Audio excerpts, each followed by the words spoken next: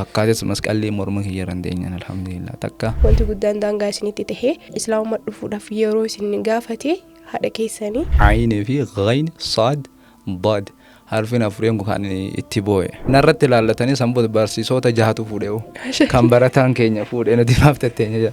Assalamu alaikum wa rahmatullahi wa barakatuh. Kabajamtoota jaalatamtoota hordoftoota miidiyaa Zaad kun sagantaa riqicha ragee miidiyaa Zaad irraa torbaniin isin bira ga'udha. Marree sagantaa keenya jaalattaniif duuka buutanii hordofaa jiraachuu keessan ragaa isinii baana. Har'allee viidiyoo kana like share gochuun eegala. Namoonni maatii mana kanaa hin ta'in kuma dhibbaaf imala eegallee akka fiixaan baasnuuf mana kana subscribe godhaatii maatii ta'aa isiniin jenna. Marree keessummaa keenya guyyaa har'aatiin illee keessummaa seenaan isaanii nama barsiisu nama bohaarsu isiniif ergaa qaba dhaamsa qabna jedhan qabannee dhiyaanneerra seenaa isaaniirraa akka barattan shakkii tokko hin qabnu. Keessummaan keessan guyyaa har'aa inni jettanii gaafii kaasaa jirtu marree deebiin gaafii keessanii sagantaa kana hamma xumuraatti teettanii hordofu qofa. Sagantaa kana geggeessuudhaan kan isin faana bu'u Ansamii Raamaanii hamma xumura sagantaa keenyaatti nu faana bu'an affeerraa keenya kan kabajaati.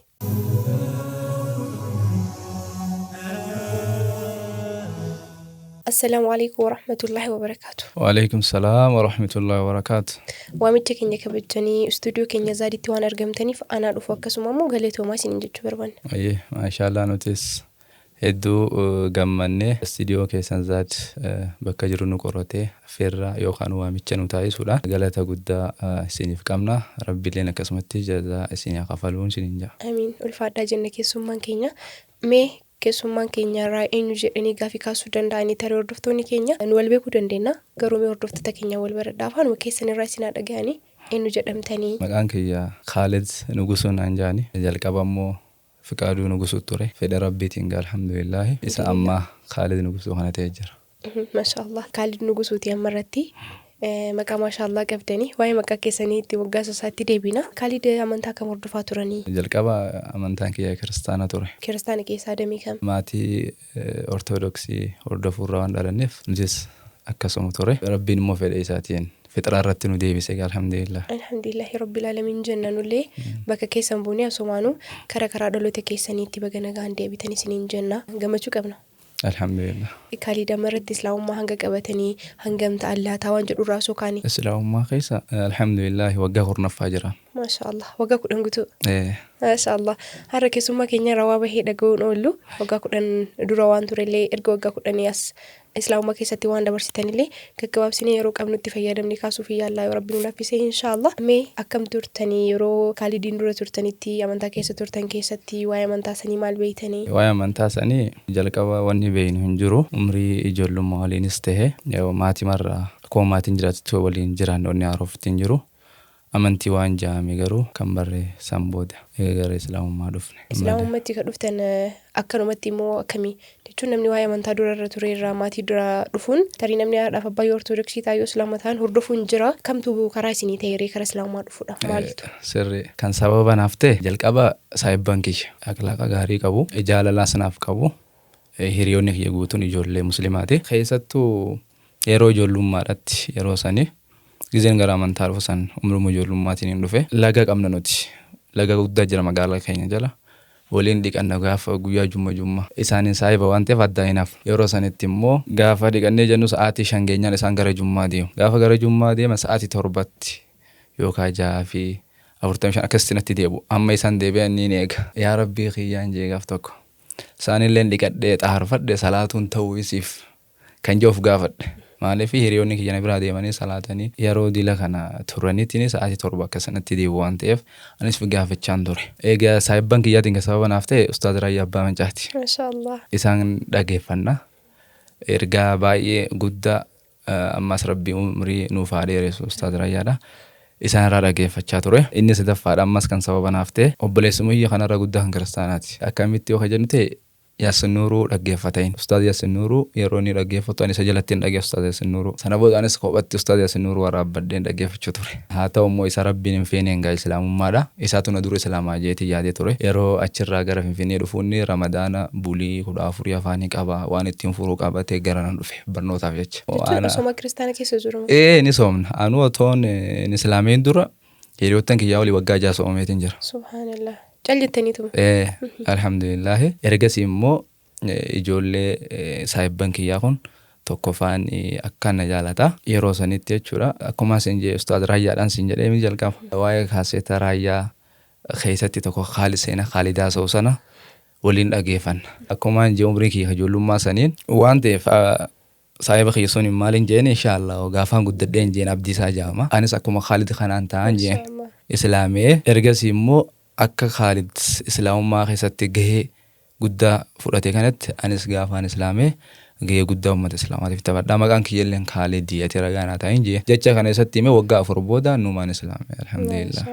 Alhamdulillah wanti abjoottan hin oolle akkamimee wantoonni yeroo san waa'ee Khaalid fakkeenyaaf Khaalid seenaan isaa jira raayyaa keessatti seenaa isaa keessaa maaltu isin dinqee akkasuma Yaasiin Nuururraa hoo iddoo kamii iddoon isin baay'inaan dhaggeeffataa turtan? Ustaaz Raayyaa Abbaa Mancaa kan akkaan jaaladhu kaasetii isaanii keessa isa obbolummaa sun akkaan hin jaaladha. Itti aansuudhaanis hunda isaanii osuma jaalannu wal duraa duuba tokkoffaa lammaffaa jechuun bakka kennina namoonni fi keessatti waan ta'eef lammaffaa irratti immoo isa gartee waa'ee hirmaannaa uummanni diiniif gadi ba'u 21 isu suni itti aansee kan Khaalid kana ergasii ka waa'ee dhaamsa barnoota 27ffaadha. Akkasumatti inshaallah ati hunda osuma jaalannu wal duraa duubaan kana fakkaata. Gara ustaaz Yaasiin Nuurutti yoo dabarru kaasetii isaanii gara 60 fi sanaa ol dhaggeeffadheetiin jira. Liin qabaasi baay'inaan kan hin dhaggeeffadhu. Muraaqabatullaahi isa jedhu itti aansee waa'ee sabriiti. Itti aansuudhaan immoo waa'ee zikiriidha.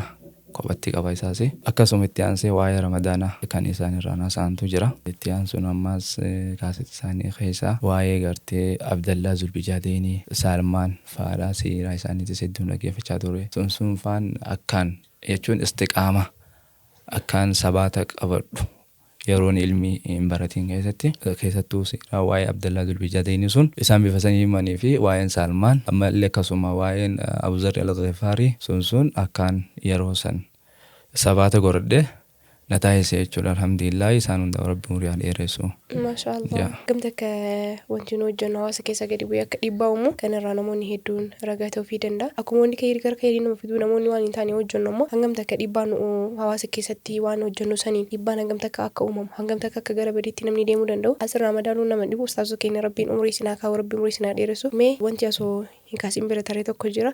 Eessatti dhalattanii isa guddattan waan jedhu kana na kaasamee seenaa keessa. Iddoon dhaloota Arsii Shanan Kooluu jedhama magaalaa Dhummuugaati. Dhummuugaa jennaan beekamaadha. Achi xarafa Harargee lixaatiin Machaaraa Micataa wal daangeessina. Achiinis akka Arsiitiin nuutu daangaarra jira yookaan Arbaa Guuguu jedhama. Arbaa Guuguu fi gaarri Dindiin yookaan gaarri Hancaara walitti hidhata. Jidduu sanitti dhaloonni kiyya. Jireenyaan eessa jirta? Jireenyaan amma Shaggar magaalaa Galaan jira. Maashaallah. Osoon kaasii waan bira darbinee fi siin gaafadhe akka fayyada sanii yookiin immoo kaasettoota sanii dhagahuun gara islaamummaatti dhufuudhaaf karaa isinii ta'an kaastanii turtanii akkamitti adeemsi jiru islaamummaatti dhufuu keessatti shahaadaa qabattanii akkamitti islaamtanii akkamitti murteessitanii jala sarartanii. Yeroon sun bara 2008 ture. Akkuma siin jee hiriyoottan kiyya wajjiniin soom kaasettoota kanneen dhageeffadhaa waan ustaaz Raayyaa irraa dhageeffadhee fi akkasuma ustaaz Yaasiin Nuururraa dhagee kan ijoollumattuu deebi'ee kan himu yookaan kan daawwaatti godhu ture. Ijoollee musliimaa tanatti. Kanaaf yeroo sanitti ijoolleellee murteessan waggaa dillaa kana waliin turree barannaa islaamoo qabdaanan jedhan. Alimmoo yeroo sanitti kutaa 9 barnoota xumuruudhaan jira. Yaaboo ummaatiyyaatu hedduu kanarraa qabaa nan laffaate yoo xiqqaate kutaa 10 barana xumureetumaan sanboota shahaadaa qabadha. Hin ta'u barana qabattu malee nan jaa. Hayyee jeetiin gamma erga isaan akkas jaanii lakkiin jeenan gama kiyyaan islaamummaa jechuun shahaadateeniidha. Erga shahaadateeniin barbaachisu laa ilaaha illallah Muhammadu Rasulullah kanumaa nunu islaamiitiin jira marra qoobaan jeen. Hin beektan ture shahaadaa. Kanumaan jaan yeroo sanis hin ta'u dirree ijaarratti kabbiitti guutuun sigartutti islaamoitu malee jaanii ijoolleen saayibban kiyya ni yaadadha. Halkan 28 kabooruu halkan 29 ture. Du'aa irra bullee achitti akka aadaatti du'aa beekamaadha. Manni guutuun taayet atoorora jaaniitti jiran bira. Achitti du'aa bifa saniin taasifna. Yoo isaan san murteessan aboogaa ani islaamummaa isin fedha shahaadaalleen kan isin biratti jee kana yoo barana ka isin jettan kun sirriitii rabbiin bira isin rabbi ana haa agarsiisuun jee yoo murtiin keessan kata'oote. Akkas baasaniitiin shahaada qabachuun kun dirqama yoo ta'e. Kata'oote akka isin feetan kan yoo rabbiin fedhe ana haa agarsiisuun jee mana baan. Akka naan fedhu kan ammoo yoo xiqqaate saayikoo harmeetii yaa'ii godhaaf jecha natti laffaate kutaa 10 xumureetiin qabadhaan jee waggaa dhufu san immoo isin haa agarsiisuun jee hayyee jennee halkan du'aa itti bullee yeroo hiraabni ga'u hiraaba nyaannee kan salaatu salaate san booda isaanis namu erga subii salaatee booda rafne yeroo guyyaa keessaa sa'a 10 akkas asraan yeroo ga'u ani riibarraan ture mana abaan rabbiin hajjii nageesse akkaataa sifa salaataa sharxii salaataa ka'abaa jalatti yeroon salaatu ifa arga. Dura garuu maatimaan biratti islaamessuunitu abjuu san keessatti bishaan naaqecaa ture. Bishaan sun irraa fuudheen dhuga. Yeroon dhugu bishaan kuni akka yeroo qaama dhiqatan sirra bu'uuf dhagaan kanatti dhugaatiin bishaan dhugu sun natti dhagaama keessa keeyyatti. Karaa akka deemaa jiru. Sana booda immoo achi jalatti sifa salaataa sun nagarsiisaa turan. Akkaataa rukootti godhamuu fi akkaataatti salaatamu laalaatiin ture. Abjuu sana keessatti yoo lafaa ka'u asriillee masgiida irraa azaanaa jiran manaaf sun itti hime achumaa gammadanii Allahu akbar jedhanii taalanii gaafa murtiin teenya rabbi murteessee si garsiisee naan jedhanii achumarraa baqa guyyuma tokkichaa Ramadaan 29 sana oolle galgala sun shaaworii galee yookaan xaarfadhe masgiida dhaqee san durallee yaa masgiiduma sanu waliin jaaraa ture masgiidni keenya kan fooqeeti kaarii 360 akkanarra jira wajjumaan hin jaares masgiida sana ajaa'iba osoo nummaan islaamee hin dura. Maaltu hafee yuree sila tokkichummaa rabbiillee ragaa ba'aa turtanii gocha hunda keessa islaama keessa jirtanii maaltu hafee iyyuu jedhaanii bara. Alhamdulillahi armaataas jabootti guuraa turre sana booda bifa saniin masgiida dhaqee galgala sun shahaadaa qabadhee maqaa itti baafnaa jedhama sheekoon gaafa lamaa masgiida san jiran maqaan itti baasuuf ol gaaftuun saayibni kiyya sun kan waggaa 4 dura gaafaan guddadhee sila maqaan kiyya Khaalidii jeeni Abdiisaa Mannuuri. Innis ni jira akkasuma kattiyaanoo ammallee saayibni kiyya ibsaan shaayidan tokkos jira isinillee ni jira yoo isaan maqaa aandii isaan jee maqaa nan qaba durattuun qopheeffadhee jiran jeen eenyuun Khaalidiin jee achumarra sabachiisanii alhamdulillahi bifa kanaan gara islaamummaa kan seenne jechuu barbaade. Ayyi mashaallah adeemsi islaamummaa qabachuu keessanii kana fakkaataa jechuudha. Nama islaamummaa keessa jiraatee islaamummaa keessa turuu islaama eegas islaamummaa qabatee ho'itii jecha isin islaamummaa irraa wanti gaafii isinitti ta'u hin jiru akkamii eega shahaadaa qabattanii booda wanti jiru maal fakkaataa barnoota irratti diin barachuu irratti waan akkamtu jirame. An kallattii maaliin barnoota eegale yookaan qiraatii inta san durallee akkuma isin jee yeroo masgiida ijaaraa turre sanitti aliifa ijoolleen baratanii hojiis yaalaatiin ture barachuudhaaf yeroo sana aliifa kana barachaan ture gaafaan immoo rabbi naa fedhee gara islaamummaatti dhufu aliifnummaan duraan beeksuun natti ulfaate keessaafuu hurufa aliifaa sun keessaa 4 akkaan na dhibee na bochisees wallahi na bochise ayni fi ghayn sad dad harfin afureen kan itti boo'e akkamitti kun afureen na dhiba akkamitti jechuudha bejee rabbi umri sana dheeressu sheeka damassaneeti sheeyni kiyya kan quraana barsanii abshir Khaalid arrabni keeni qorama ni abbata jechuu ni danda'a ka bishaanitti qaraata abshir nan jaayina jajjabeessaa turan. Kallattumaan hinga qaraatee seenee bifa sanin ijoolleen narra xixiqqootis kan hiriyaa kiyyaatis hundi quraana gurguddaa kana fudhatanii qara. Miirri na keessa jiru duruu akka Khaalid san ta'uudha diin bardee waan ta'eef akkamitti harfiin afureen kun na dhibaa kan jiru irraatti booyaatiin ture wallahi. Sheeyni kiyyaas akkasumatti na jajjabeessanii anis bifuma saniin qara'ee booddee akkuma isaan jaarrabbiin na salphisee quraana bifa saniin qara'ee ji'a jaha keessatti kattame 30. Mashaallah. Alhamdulillahi ji'a jaha keessatti quraana kattame. Waggaa Ramadaanni akkasiin itti naannee dhufu ani mudaarasaa yookaanuu wanti tartiibaan quraana wajjin qara'uun sun waggaa akkasii ani isaanii wajjin taa'ee kan qara'u ta'e. Jeejaan darsi jechuudha. Jeejaan akkasii isaanii wajjin kan qara'u ta'e Ramadaan akkasii jechuudha. Jeejaan san immoo muraajaas godha akkasuma usuulaas buluugaas waliin kan qara'u ture. Kitaabbanillee jechuudha. San booda waggaa tokko keessatti ani quraana irraa eegalee hanga usulaa fi buluugaa xumureetiin ture. Katti aanu irratti waggaa lammaffaa sun yeroo naan kutaa 10 barnoota eegalu riyaadaa wajjiniin xumure ergasii barnoota eegalee barnoota akaadaamii kanas barachaa ergasii hadiin kanas barachaatiin ture jidduudhaan haalli jiru natti hin tolle barnoota lama ol cinaan oofa maatii wajjin jiru kophaan jira achitti barachaatiin ture booddee barnootuma sanuu kutaa 10 dhiiseen barnoota kana dura barachuun hawwii kanaan dhaqqaba kan jiruuf isa diinii kana barachuudhaaf gara awwadaa hidhe. Siyaasaan ammee keenya irratti jalqabumaa biyyatti tafsiiraas Faatihaa irraa eegalee hanga suuratul Aaraafitti qareetiin ture.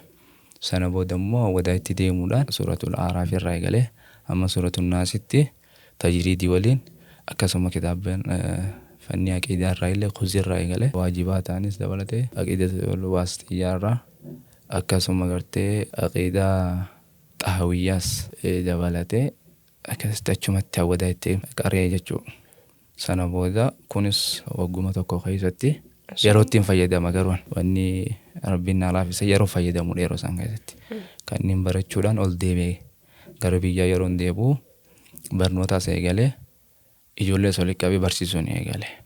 Shayinii na barsiisan sun kophaa turan. Ani isaan gargaaruu irratti xiyyeeffadheen sana booda ijoollee walii qabee ijoollee xixiqqoon warri biyyaa na jaalata lubbuunaaf dhafa. Kabaja guddaa na qaba. Hawwanis manguddoonnis xiqqaa guddaanis Khaalid jennaan bakka waan biraati alhamdulillah. Biyya dhalotaa keessatti maaliif namni jaalala kabaja ulfina akkasuma gartee qaroomina barbaadu islaamummaa haa qabatuun jaan. Namni islaamummaa qabatee wantoota kana hunda gammachuu tasgabbaa'ina waan jaa'u ni argata. Kabajaas nama diin keessatti biyya dhalatta keessatti kabaja argatu waan guddaadha. Sunis argadha maaliin kan jaa'u diiniin argadhe jaalalaas akkasuma tasgabbaa'ina illee diiniidhaani ulfinaas sanumaani alhamdulillah. Duuba bifa kanaan sheeka gargaaraa ijoollee biyya sun qaraasisu ture. Ijoollee walii qabeen qaraasisee ijoollee ballaqatee fi tan ballaqiin adda baaseen xixiqqaa qophatti gurguddaas qophatti barsiise gaafa quraana qaayidatin nuraaniyyaa kana xumurse gara sheekatti dabarsa. Ijoolleen baay'ee gara 200 wayi sheeka keeyyatti dabarsaa isaan quraana guddaa barsiisu. Galgala barsiisa sa'aatii gabaabaadha. Anis yeroon qabu barnootattis waan deebi'ee jiruuf galgaluma barsiisa sa'aatii magriba duree galee hamma ishaa yazaananitti barsiisa. Bifa saniin osoo ijoollee barsiisuu walii qabee muhaadarallee eegale. Muhaadarallee achumatti eegalse yeroo muhaadaraa eegalchiisu hawwanis ijoollee shamarranis akkasuma dargaggoo shabaabanis ijoollee xiqqaas walitti qabne ijoollee gara 330 akkasii walii gara 60 natti fakkaata. Waa waggaa irraan 7 dura jiru sitti himaa jira. Akkasitti bifa saniin eegalchiiseen barsiisaa muhaadaraas torbeerra guyyaa alaa gaggeessaa ture boqonnaarra. Bifa saniin alhamdulillah ijoollee barsiisaa ijoollee xixiqqoon kun waan isaan barbaadan maaliif ilma namaa kana waan inni fedhuun qabda. Daa'imman maal fedhan ka jiru ijoolleen daa'immanii waan isaan barbaadan karameellaa jallaatti waan akka isiin kennaafan akka ijoolleen qaraatti irraa naafne akka kana argatuuf jecha dhufan animmoo san boodaan barsiisa waan akkasiitiin ijoollee godhaa ijoolleen hin hafte bakka nin qaraayisa ijoollee shabaabanii fi shamarran hawwan immoo kaardiin qopheessaaf sagantaalee muhadaraa san irratti wantoota kana nin qopheessa bifa bareedaadhaan yeroo sanitti haala kanaan gaggeessaa turre sheekan jiranillee sagantaa mata fudhatanii barnoota barbaachisu kennaa kan turre taa jechuudha. Haala saniin diila takka yeroo san dalaynee turre masgiidas kan jaarre jira. Masgiida keenya qafooqee saniifis mana fincaanii sadarkaa isaa eeggate kan isaan madaalus bu'aa muhadaraa keenyaa yeroo saniiti. Alhamdulillah. Kana fakkaataallee. Maashaallah. Nama beekuu fi kunni ni'maa guddaadha. Ofii beekanii nama beeksisuun keessaafuu ammoo itti dhufanii akka keessa jiraatti tarii haga wayii ijoollummaa irraa keessatti guddatuu danda'a. Qoramanii kaanillee bal'inatti bahuun beekumsaa wal qabatee quraanii nama dhibuun qaraatiin nama dhibuun wantoonni kunniin boodarra qananitti bahuun kuni kan caala gammachuun hin jiru. Maashaallah rabbiin beekumsa irraan beekumsa isin dabaluu jenna. Wanti ani isin gaafachuu barbaadu waa'ee haadha keessanii kaastanii turtanii wanti guddaan daangaa isinitti tahee islaamummaa dhufuudhaaf yeroo isin gaafate haadha keessanii akkam gootanii itti himtanii akkamitti islaamummaa qabachuu keessan dhagaan gaafa dhagaanuu maal jedhan laata? Dhugaadha. Baay'ee harmeentii baay'ee na jaalatti. Ilmaan deessa keessa hangafnis jira qottisuun nagatis hin jirani. Nama naammoo daaltoon qabdu jaalala keessatti. Anis akkasumatti si jaaladha. Yeroo naan gara dirree iidaa deemu san harmeentii qe'ee qulqulleessaa jirti. Masgiiduma bira manni keenyaas fagoo miti. Masgiida irraa baanee daandii maseera yeroo deemu manni keenyaas achi jira. Harmeentii qe'ee isii qulqulleessaa turte. Ani ittiin himne akkasuma deeme. Maaliif amantii irratti nam tokko mari'achiisuun barbaade dhimmichi dhimma lubbuu ofiiti waan ta'eef osoo amantii ta'uu baate hin mari'adhaan ittiin himaas akkam jettan hin jaan. Garuu dhimma amantaati waan ta'eef ittiin himnes ittiinis hin mari'anne kallattumaan gara dirree iidaa deeme akkasitti shaadaa wadde sana boodaas dhageesse harmeentii jalqabumaa abbaanis muslima ammayyaasiin jaamaa rabbitti araaramu. Waggaa 3 dura du'anii abbaa kiyyaas ni soomansiisti isima bira salaataa ilaa hukum kana qara'inaan jetti ergan islaamee boodallee rabbi sitiisa innaa islaameetis jaalala kan amantii biraatti deeman jalqabumaa faazariin isii yookaan kaakaawwan kiyya kiristaana isaan dargii keessatti erga isii dhalche booda islaamee isiin immoo haadha kiristaanaatitu kiristaana irratti guddise saniin isiin kiristaana tandeesse inni ergasii islaamatee jechuudha saniifi alhamdulillah bifa saniin harmeentii gammachuu qabdi Ani islaamooti itti himamu baadhus akka namoota kaaniiti miti. Akka dur caalaa una jaalatti. Bifa saniin gaa dabree dhageenye ittuma na jabeessite malee harmeen tiyya. Waan akka wanni isiin dhiibbaa fidde yookaan jibbaa fidde tokkollee hin jiru alhamdulillah. Rabbiin isiillee hidaayaa kan nuufu. Amiin amiin. Isaan amarratti amantii kiristaana keessa jiran. Rabbi isaan akka qajeelchu jenna. Rabbi isaanii hangafee warra hidaayaa isaaniif fedhe hunda Rabbi haa qajeelchu. Akka mimii mudannoon addaa islaamummaa keessaa karaa keessa turtan keessaa nama adeemsa bal'aa deemee arge mudannoon addaa ani jireenya kiyya keessatti hin dagadhu akkana ta'e ture jettan. Maaltu jira? Yaa gama kiyyaan kan alhamdulillah wanni gartee akka addatti namoota hin jiru biyyatti illee yeroo garaa ture sun erga sigiraa wadaas deemee qaree achitti namni ilmi barachuu deemu toora akkatiin hin baratu ani alhamdulillah jaala kumaa sinje jaala sun rabbi naa kanne bakka hin deematti kitaabban kana hunda fi hin bitanne sheekkan na barsiisituu naa bite waan sajaa'ibu bifa saniin kan barachaa ture yeroo sanitti dararraan narra geesse hin jiru jechuun xiqqaadha. Wala sun dararraan jawna nam. Maaliif osoo hamma san rakkatiin ilmi hin barattu. Namni san caalaa rakkatee beeleetis ni barata. So waanuma jiru sunnaa nama ilmi barbaada seeneeti jeetiin fudhadha. Garuu osoo sun hin ta'in jalqaba akkumaan islaamii irratti xiqqeessu. Wanni na mudate yeroo sanitti islaamummaa qabadhee akkumaan jiru hamma immoo ganni kun dabrutti Nas barnoota irra jira. Yeroo san keessatti qaariyaa galuufis na rakkise. Maatii bira jiru kana wajjinis xiqqaa ijoollee achi jiru suni waliin galle. Ani immoo ijoollee sanii wajji walitti buurra jedheen zaawiyyaa qophatti bee. Yoo amma qaariyaan halaala jaaje gandi sun mucaa kana islaameessetti kanarraan gahee ja'ama. Maqaa isaaniitiif eeguu jecha kanaas hin dubban. Harmee xiyya biraan dhaqe yoo hin jedhe harmeen xiyya ilmoo yakkan godhaniitiin akka beelaaf saaxilanii jetti. Kana hunda obsee ijoolluma hiriyoottan kiyyaa wajjin ni jira waan harkanii hojii waan kutanne barnootattis deemaa barachaa ijoollee barsiisaa. Osuma akkana deemuu gaaf tokko immoo humna ol natti ta'e achirratti wanni faaffaan tokko jira faaffaa jaanni bee harceen tokko jira daakuuni. Isa san mucaa saayiba kiyyaa weezii tokkotu jira amma inni kuwaatar jira. Inni akkaanaan beelee quban qabu. Ani immoo beelaan jira barnootatti deemuu deema. Waan kana mee ani hin barbaade weesii ni mi'aayite fitii jeenan. Sutuma dhoofadhe gaafadhe peestaala guutuu naa fiti. Ji'oota lameen sun waan kana nyaachaatiin barnoota diini sunis barachaa akaadaamii sunis haaskuulitti deema. Wanta kana bichaadha wanni na yeroo san keessa sooradhe wallaahi. Wanti fayyadamu kuni akka boqqoollooti yaani. Daakuun sun. Maal hojjette? Akkasuma nyaattamu maal hojjettanii? Bakka isuma bichaa akka basootti fayyadameen. Sila duqqeetii biroonti. Duqqeetii. Yeroo haasaamuun hin dhagahaa isaa fi dhadhaa wahiillee dur maal jedhama gargaarsa qoodamaa jedhan. Sirriidha. Amma bakka isaa biratti wanni tokko hin jiru isuma bichaadha daakuu san qofa jira. Jechuun daakichuma dheedhima kana fayyadamta. Isuma bichaa fayyadama bishaanii waliin isa fayyadameen gara barnootaa deema ganama. Ijoollee waliin kursiirra waliin teenya barnu yeroo boqonnaan gee akkas garaan kiyya. Waan nyaadheen qabeef sagalee dhageessisa. Ni iyya Kaalid maal taasisi dhukkuu maana ayinan dhukkuu. Ani immoo beelaatu akkasuma godhaa ture waan ta'eef ni beeka. Nan dhukkuu bujeetumaan dhoofadhe barnoota san bifa sanii barachaa yeroo keenya maatirika ture maatirika isaanis alhamdulillah qabxee bareedaadhaan dabre. Yoo maaltu si mudate fayyadde xiqqaattus isii tana yeroo sanatti maaliif wantaan ofirratti fudhadhee bakka achiinis maqaa warra maatii biratti shaadaa qabadhe sun eeguuf asinillee sharafa diin kiyyaa eeguudhaaf harmee xiyya bira dhaqee nyaachuu dide maaliif sitti dhaga'ama waan gana jaalattus waan beekuuf waan kana ofirratti fudhadheen yeroo san bira rabbiin dabarse alhamdulillah. Mashaallah akkan taane taatanii akka ta'uu qabdan taatan dhumarra. Mashaallah rabbiin anaaf isiniin haa jedhu jennaan ullee asumaan iyyuu. Hayyee kabajamtoota hordoftoota keenya sagantaa keenya hamma ammaatti nu faana buutanii nu hordofaa jirtan miti akkanumatti itti fufaa nu hordofaa sagantaa keenya hin jalqabne malee hin xumurre jidduutti boqonnaa fudhachuudhaaf wal qunnamne hamma xumura sagantaa kanaatti nu faana bu'aan affeerraa keenya kan kabajaati.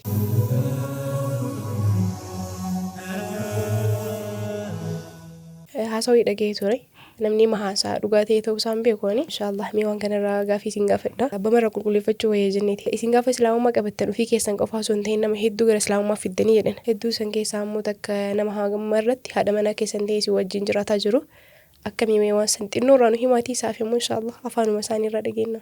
Sirriidha kunis alhamdulillah nama jaha anis shahaadaa qabachiiseen turre. Jaha keessaa nama lama iskuulimatti ijoollee waliin barannu. Sun keessaa tokko fira obboleessi isaa habootiyya qaba. Katti aanus achuma jira mucaani. Iskuul keessa osoo jirru ijoollee lama dargaggoo lama waliin barannu shahaadaa qabsiise. Erga isaaniiti namuma firaatirraa amma shamarreen takkaas ni jirti. Isiis akkasumatti qabachiise. Gara gartee haadha manaa kan jiru haadha manaa anaa miti kan shahaadaa qabachiise. Obboleessi isiiti jira hangafa. Obboleessi Obsaa Dagguu jaaniin Baalee jiraata. Inni yeroo san faazarii isaa laaluudhaaf dhufe. Gizeen nu bira dhufu achitti siillee mana obboleessa isii kana dhufte obboleessa laaluuf achitti islaamummaa kana keessiin qabatte. Obboleessi sun musliima ta'eeti moo?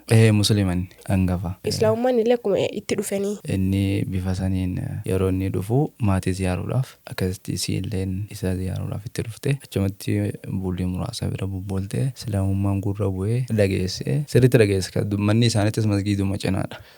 Yeroo kutubaan masgiida irraa godhamu hin dhagahama mana isaaniitti. Buna yeroo maatii danfistu fa'aa tumaa dhaggeeffatti isiin yeroo sanitti bifa saniin isiin gara obboleessa isiitiin shahaadaa qabachuu dandeesse. Walii galatti garuu namoota jahan keessa namoota lama shamarreedha 4 dhiira. Kun amma warra isin harkatti sababa keessaniin gara islaamummaa dhufe jechuudha. Maashaallah seenaadha mana keessanii isaanillee inshaallah yoo rabbi jee yeroo itti aanutti waamnee ni affeerreen istuudiyoo keenyatti kutaa lammaffaadhaan walitti deemnee hawaasa keenyan biraan ga'uun keenya waan hin oolle. Hawaasni keenyallee akkasuma dhiibuun haa eeguu jennee beellamnaaf kan inshaallah mee namoota islaamummaadhaan ala amantaa biraa keessa jiraniif waa islaamummaa maalitti himtan maal beekuu qaban laata? Rabbiin eega nama godhee nu taasise uumaa isaa hundarra ilma namaa kana sadarkaa caalchisee uume sammuu qulqulluu aqlii qulqulluu fayyaa guutuu nuuf kennee erga nu uume nama nu taasise wanni nama jaame uumaa birarra aqlii qabaachuu shahwaa qabaachuu maleekaa yoo fudhatte shahwaarraa bilisa ni qaban akkasuma makhluuqa yoo fudhatte immoo shahwaa qaban malee aqliin qaban ilma namaa kana immoo rabbi waalachuurra wali qabe artanii kanaaf ilmi namaa waan tokko laalee hamaaf gaarii adda baafachuu dhugaaf soba adda baafachuu dandeettii qaba. Kanaaf wanni naan dhaamuuf maali erga ilma namaa rabbiin taasisee uume haa dubbisu amantaa fedhe keessa jira. Erga amantaa dhageeffatu jalqaba kitaabbanuma isaaniitu haa dubbisanii hin jedhu. Ragaan duraa dhugaan duraa kitaabuma isaanii keessa jira. Nama dubbisuuf ni arga. An kana jedhee itti himuudhaaf yeroo na daangeessa malee mataa kooti san booda dubbiseen har'a galaanitti warroota amantaa pirotestaantiidhaa lallaban namoota lama daandiirra galcheen jira. Maaliif yeroo hunda achirraa barsiisuuf isaanii lallabanii nuti qabnee gaafii gaafanna. Iddoo akkasitti waan akkasii jaa jettanii. Akkana jaanatti mijaa inni ofiif natti dhufa ani ittiin dhufu isaatu amantaa Yesuusan na biraan ga'uudhaaf natti hin dhufaa miti. Ani immoo mee iddoo kana laale boqonnaa kana laale lakkoofsa kana laale maal jedha itti deddeebisnee ragaa 3 4 5 baay'eetu jira. Yoo isaan laalanii dubbisan eenyu baana. Gaafa nuti jennuun wallaahi jara lachuun yaadadha warra amantaa sun lallabaa barsanii tokko Kaasaawwan jedhaniini tokko Yoosef jara lachuu amma iddoo san hin jiran erga guyyaa sanitti waggaadhaaf naanna'aa turre. Kanaaf dhaamsiin isaanii qabu maali akka hawaasatti akka dhuunfatti gartanii ibiddi abbaa irra bu'ee gubaa jedha Oromoo yoomummaa. Waa'ee lubbuu keetii namni sirratti aanu hin jiru. Dhimma jireenya barbaraan jiraachuuti waan ta'eef jannataas yoo ta'e akkasumatti azaabas ta'e akkasumatti dhimma zalaalam gara lachuu keessatti jiraachuuti. Kanaaf immoo lachuu rabbiin quraanaan inni dhugaa kana inni sobaa kana jedhee rabbiin nu himee jira Furqaan allazi yufarriqu baynal haqqi wal baatil nu himee jira alhamdulillah. Garummoo isaaniif jalqaba osoo amantaa islaamaa babal'ate jira maariffaan afaan oromootiin osoo kanaan dubbisin kanuma isaaniitu haa dubbisan achi keessaa wantoota gara islaamummaatti sanaaf feeruu ni argatu isaanu sana booda immoo kitaabban amantaa muslimaa kan afaan hundaan qophaa'ee jira san dubbisanii ergaa yookaan barnoota beektonni islaamaa dabarsan kanas irratti dhaggeeffatanii wal bira qabanii laaluudha. Maaliif jennaan amantaa islaamaa jalqaba rabbiin irratti nama uume fitratallahi illati fataranna saaleha jee rabbiin subhanahu wa ta'ala. Kanaaf amantaa san uumama bakka ilmi namaa gaafuma jalqaba uumamu islaamummaa sanirraa yoo maatiin isaa amantaa biraa qabaate gara amantaa ofiirra jiru sanitti maatiin daa'ima sana fidu malee jalqaba uumamu islaamarra nu uume. Islaamarra nu uumuu kana gaafa islaama dubbisan kitaaba amantaa islaama dubbisan ni argatu. Akkasuma islaama ta'uu isaaniitis kitaaba isaanii keessatti ni argatu. Wanni naan isaanitti dhaamu gara amantaatti deebi'aati dubbisaadha deebisanii argattu. Islaamummaattis ni dhuftu. Islaamummaan ka dhugaa ta'uu ka haqaa ta'uu ka uumamaa ta'uu deebisaa dubbisuudhaan ni argatanii. Kanaaf dubbisaadha dhaamsi kiyya inshaallah. Maashaallah dhamsa bareedaadha. Osuma osoo tanaa sakkee sarii waan tokko nakaastanii turtan. Amantaa irra turtan irraa maal beektanii yeroo jedhanii isin gaafadhu. Amantaa irraa kawaa beekuu danda'e islaamummaa dhufee nan jettan. Akkamitti laata amantaa irra turtan irraa islaamummaa eega dhuftanii booda amantaa keessan beektan maaltu jira waa'een amantaa keessa turtan yookiin immoo amantoolee biraa islaamummaa keessa maaltu jira maaltu kaahame maaltu quba hin qabnu waan ta'eef tariiti namoonni amantaa biraa waan amantaa biraa islaamummaan haasoftu quba qabdu si'a waan ta'eef maaltu jira isin maal argitan? Garaagarummaa fi iddoo wal simatu ni qaba. Iddoo wal simatu baay'eetu jira. Haa ta'u yeroo ijoollummaadha yeroo sanitti akkuma isinii gara amantaa islaamaa kan dhufe waggaa 18 guutuu 17. Sanirraa kan ka'e carraa kitaaba dubbisuutis baay'inaanis ta'amni Amaariffaan waan maxxanfamuuf isaas dubbisuudhaaf dandeettii illee hedduu hin qabnu. Amaariffaa kutaa 5 keessatti garree nuti yeroo san gara saniin jira. Kitaaba amantii maatii kiyyaa sun dubbisuuf Amaariffaan waan ta'eef dubbisuudhaan argu. Waan isaan barsiisanis hin dhaggeeffadhu hin jiru. Kanarraa kan ka'e inni jiru kan amantaa islaamaa kan jechuun kitaabaanis haa ta'u ergaa abbootiin amantaa dabarsan kaasee tan akka ta'u kitaabaanis maxxanfame kan jiru kan dubbisna dhageeffanna. Sun immoo akkamitti dhageenya kan jedhu yoo achi dheenee qofa. Sunummaanuu anachiin dhaqu yeruma sanillee hin dhaqu takkaates masqallii morma kiyya randeenyaan alhamdulillah takka gaafa narra hidhan ganama hin jiru morma kiyya. Macarrashaa kan birrii irraa ta'e faasariin bitanii natti hidhan galgala tokkichaa sanarra mul'ata achumaan citee badee mul'atus mana keessa. Kanaaf yeroo sanitti dubbisuudhaaf carraaleen akka kanatti akka ammaa kanaa miti babal'atee hin jiru waan ta'eef. Amma immoo gara islaamummaa yoo dhufu islaamummaa keessatti barachuunis dubbisuunis barsiisuunis carraan bal'aa. Adaduma ollee bulluun waggoota amma kana lakkoofsine kitaaban amma kakuu haarofni jira na bira nin dubbisa kakuu haariya san achirra nin dubbisa ammallee dhuguma Yesus gooftaadha yookaan dhuguma Yesus waaqaa kan jedhu kan Ahmadiidaat kaa'ee gara afaan Oromootti jirame sun jira mana kiyya. Kanniinis ni jirani kan biraatis nin dubbisa achirratti arga.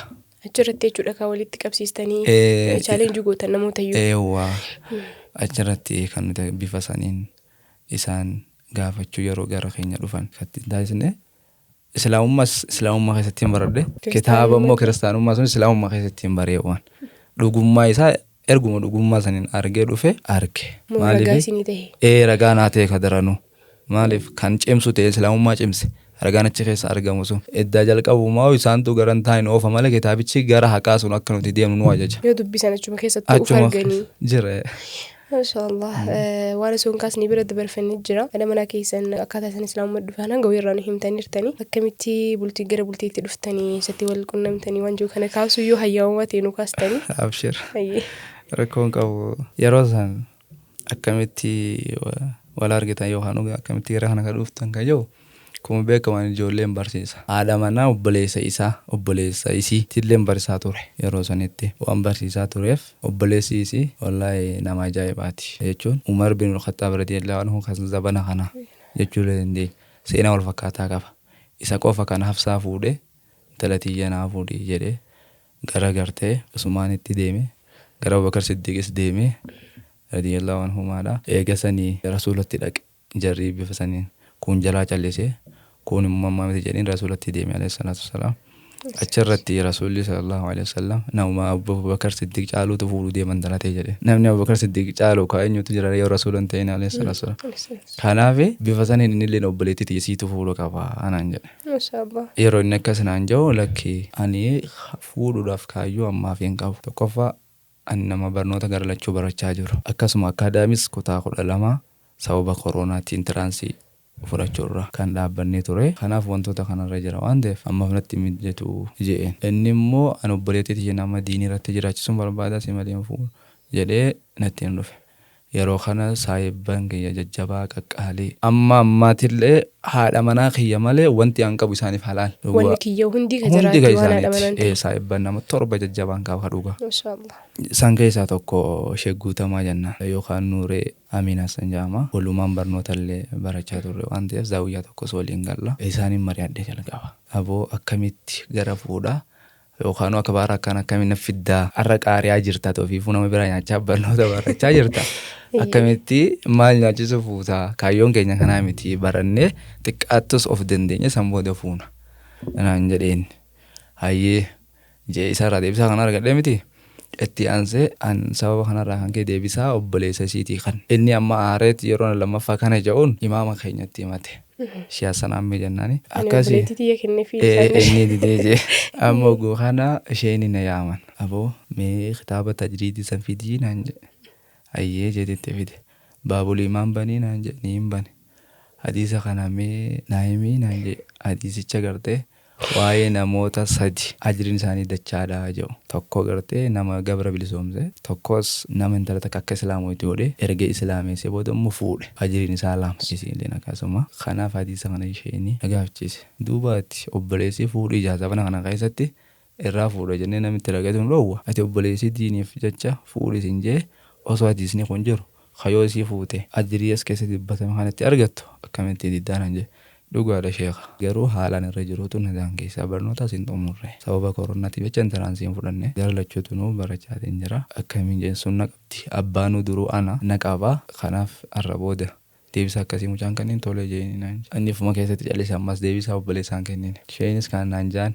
amma maal godhe saayibni kiyyana dura Sa'iid Mahmud jaaniin obboleessa riskooti gaafa fuudhu kan maatiin kanneefi kan ofii jaalate qaba lachuurraa garaa muratu dadhabee salaatul istikaaraa salaatee yeroo ofii jaalatillee kabaatiin itti ilaalee salaatul istikaaraa salaate tan khayrii qabdu yaa rabbi maraxannaa inni itti dalage waan kan rabbi silaa isaa filee sun arge fuudheen gaaf sanaanis kana irraa murtii furadhe hadiisa kana Hisnul Muslimii kitaaba al-Zakaar san keessatti isa dubbiseen galgala arafaadha sanu soomana durijjaa ashuru durijjaa keessa jirra isa san galgala anis rakaalamee salaatee du'achi keessa jiru qaree rafe maaliif saayibni kiyyaas asii akkas naan jee akka abbatti imaamni keenya shiyaa sanaan meetis asii akkana naan jee ammata rabbiitii hafe jeetiin salaatul istikaaraa sun salaatee rafe rabbiin akkasumatti manaa baan agarsiise isii fi qabeenya isii waliin illee argadhu rabbiin agarsiise halkanuma duraa suni san booda shakkee waan hadiisni hanga rasuula irraa dhufe sallallahu alaihi wasallam guyyaa sadiitti deebisaa hanga harkatanii deddeebi'a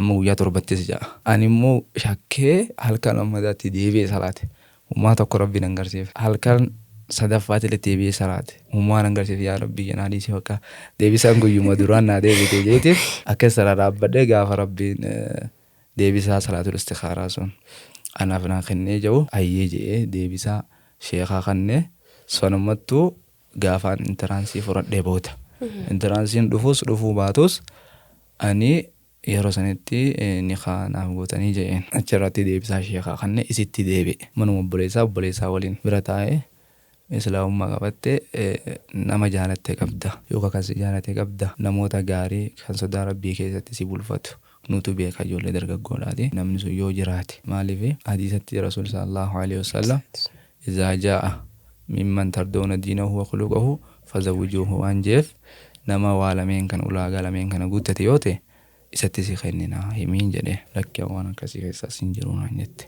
Ofumaaf gaafattani. Obboleessi na bira jira. Yaa Allah. Gaafadhe. Amma ishee aniin kun gar tokko darasaadha gar tokko barataadha waa takka harkaan qabu ijoollee saayibban kiyyaatu yeroo sun gargaarsaas naa godhaa jiraadha mucaarreef sun jeesuun faa weezii jennu weezii gooloo achirraa kwaatarraayis naaf ergaa sanumaa sababa koronaati mana deebiina fitadhe hojii gamtaarraa birrii 550 bichaaf bismillah yeroo sittiin qarshii 550 jira hayyee anis barataa gara lachooti wanni naan qabullee wallahi buukii kiyya fide garsiise birrii 550 siitaa jeen isheen eenaaf taata an nama diin irratti na jiraachisuu barbaada malee naaf taata duniyaa gaafa hojiitti gadi baane ni arganna jettee deebisa akkasii naa deebiste yeroo isin deebisa jabaa kanaaf deebistu anis deebisa kiyya kan rabbiin jalqaba naaf kenne sun walirratti fudhadheen hayyee je'ee bifa saniin kanuma waliin beellamni keenya ganga intaransii fudhadhuuti mire guyyaa saftiidha masgiduma jalaan jira achi osoo masgida jala taa'uu jiru sa'aatii asrii booda sa'a 11 saayiba kiyya sheegguutamaa natti erga bara 2013 ji'a fulbaanaa irratti na erge maali Khaalidin sargiteetii ka'ee qophaa'ee jeeni sheeyini xumuran bakka manas xumuran qophii barbaachisus xumuran micoon immoo ijoollee shamarranii bira jirti amiira dubartootaa boontuu Mahmudii jira isiin isaan maadaamaa jirti waliin hoggana ture muwaadaraa sun shamarran irraa isii akka walii galatti immoo ana isiitti sheeyini kannee isii bira jirti sagantaa jiru xumuranii gara maatii isiillee deemanii waan si ajaa'ibu yeroo sanitti abbaanis waa takka bakka rakkoon qabu eega kanaan dhufe eega shakkanatti dhufanii isiin xiqqoodha haa ta'u alhamdulillah bifa saniin sheeyini natti dhufanii galgaluma boo harmeeti jettillee tooree hin himtanii sargii ilma isii wayii ofii keetii qopho'itee fuutee. Eegaa nuyi tarabbi akkuma dhuftetti qeebalanne nutti hima atummaan kee akkasii bifa saniin bakka qophii sargii saniif qopho'ine alhamdulillaahi guyyaa sabtii sanirra dhufee akkuma sin jee jaalala hawwanii kan maanguddoo warra biyyaa guutuu shabaabban dargaggoo shamarraniis haa ta'u waan qabuuf guyyaan sun magaalaadhaan nu biraan isaaniin ta'u guyyaa kanarra akkam sargii kaalitti fiddan namni hojiif shaakalamaa jira. Inta'u jaanii dhufanii achumatti gulantaa maanguddoon ta'e irratti lolanii bakka guyyaa alhadatti jijjiirsisanii guyyaan sun bifa ajaa'ibaatiin sargiin bifa shari'aatiin takbiirtaadhaan gale alhamdulillaahi. Intiraansii sunu ergasii fuudhee ji'a 3 moo akkas taa'e booda fudhadhe. Intiraansiin silaan akkas jechaa ture sun erguma isii fuudhee booda fudhadhe. Qabxiinis garaagarummaa qabxii 380 ture yeroo san akka sooshaaletti. Ani immoo 319 fide. Tattaaffii godhatu jira hanga ammaa jireenyaa fi ilmaan guddisuu waliin ammallee khidmaa diinsanis ittuma jira alhamdulillah kana wajji wal qabate. Yeroo fi haalli mijatu dhabu wajjin galmaayatiin dhiisee sanis barnoota diploomaa ni eegale jedhi inshallah makatti fuutaa kana fakkaata gabaabumatti waa'ee walitti dhufeensa kiyyaa fi haadha manaa qarshii 150 sun immoo waan si ajaa'ibu wanni as keessa dhiisuun barbaanne waa amma bini'amati rabbika fahaddis jaa waan ta'eef qarshii 150 ana sii agarsiise sun wallahi rabbiin qarshii 150 jijjiire maashaallah Allahu akbar. Qarshii 150 isin rakkoon qabu gaafa hojii gadi baane duniyaan ni arganna.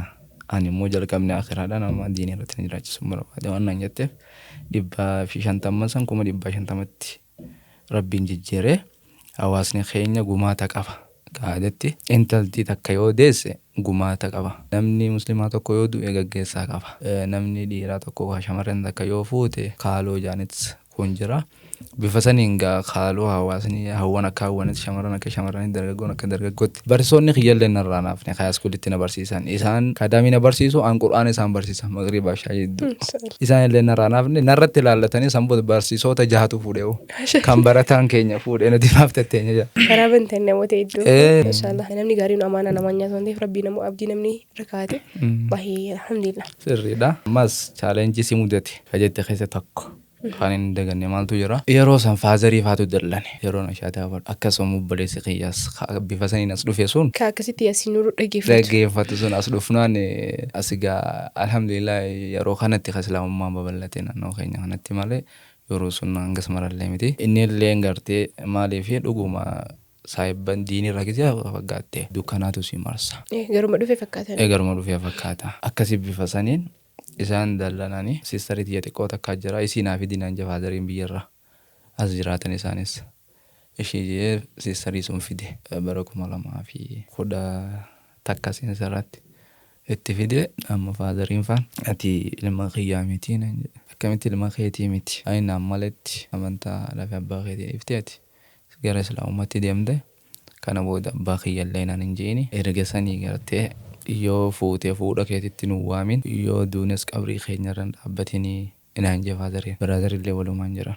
amma yeroo kana faazari jedheen guyyaa dabaruuf jettanitti jechaan dabarre dubbattanii rakkoon qabu jeen siistariitii isaanitti eeggannee biraa deeme erga biraa deemee booda akkuma amantiin islaamaa gaa respect religiyeesiidha amantaa kutannoo fi jennoo qabu koofis kabachiisisu anis akkasumatti waan sun hojiirra oolcheef bakka isaanitti sin bilbiluu waan akkasiin joonnaa bilbilan siiras barnoota kiyya bichaadha yeroo kaan rabbiin akka fedhu qaba gaafa ani sii fuudhee waggaa takka taa'e booda na waame abban keessan koottootitti galii biraazariin keetu qabxii siin geenye kan maatirik qabateet koonoo digirii fixee as jira barsiisaa ta'eeti ati qabxii isaa olii qabatte akkamitti achi jiraattaa naan jee ani immoo yeroo sunitti wanni itti dhageenya yaamuu dandeef lafa qonnaa oomisha barbaree irratti hirmaadheetiin ture gaalaa machaaraa gandaa taa'oo jaaniini raawwii guddinaati achitti waan sun irra qarshii 50 baasik taara tokko kireeffadhe wanni sun caamni bara 2013 akka guutuu oromiyaatti ture chumaan bade kana dhagee amma natti hime